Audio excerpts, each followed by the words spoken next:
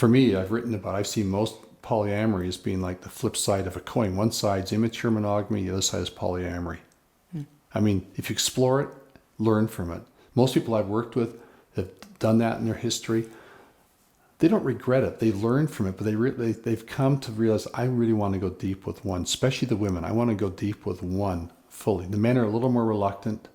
But I think when a man really grows up, he loses that pull to have a number of options with women. Yeah. Because that can easily distract him from going really, really deep with one. He can claim he's going deep with many, but I've seen too many people who've claimed that who are not doing it. So my strong sense is that what works best for full awakening, healing through relationship is the far reaches of monogamy. And I think one has to reach that not theoretically, but actually know it in your bones. And I think that women get this in their bones a little more than men. But I've seen men get it too.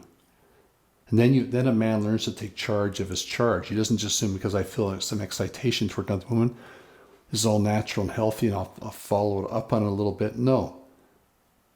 We have a responsibility to know to what degree are we eroticizing our wounding? To what degree are we aware of the non-sexual dynamics driving our sexuality? Often in a men's group, I'll say to each guy, tell me your hottest sexual fantasy, the favorite pornography thing you've been involved in. And they're kind of embarrassed. They tell me. Then I say, now, I'll take each guy. I'll say, now, I connect it to their early life. I de-eroticize the story. So what's left are just the details. All that's left is a man wanting a woman to want him totally, with no strings attached, for example. And that there's their childhood conditioning before they were sexual.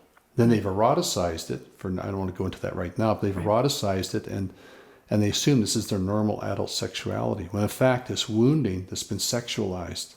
And I think as men and women, we need to know to what degree is this happening for us. If we don't know it, it will pollute our relationships. It will make us more capable of betraying the partner, for example. Yeah.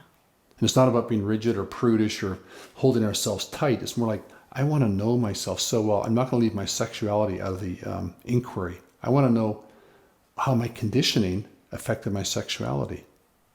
And I want to study it. I want to use it. So when I'm with a partner and I'm being sexual, it's because it's an expression of an already present connection, already present ease and love. I'm not using my sex to create connection. Sex is an expression of already present connection.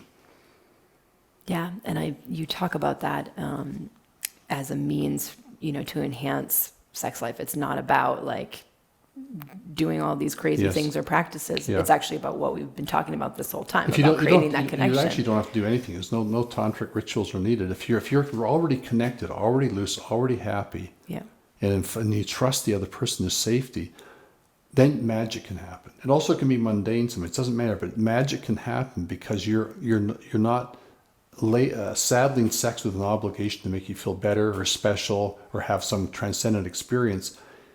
You just let it take its course and you stay connected. You're not trying to have some incredibly orgasmic breakthrough. You're simply staying connected with your partner, and sometimes that will lead to profoundly altered states. Other times it won't. Yeah. But it doesn't matter because you're connected. You're connected before, during, and after. Yeah. And there's no need to bring porn into it or fantasy, because fantasy cannot compete with what you can feel through eye contact with the person you're in love with. It'd be so strange just to close off and go into some fantasy so you can manipulate yourself into an energetic state you think you should have. Why not just open? Yeah.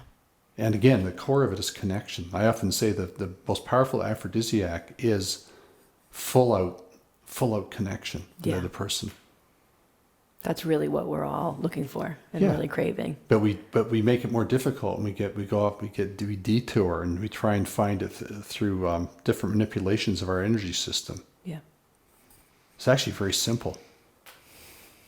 Yeah.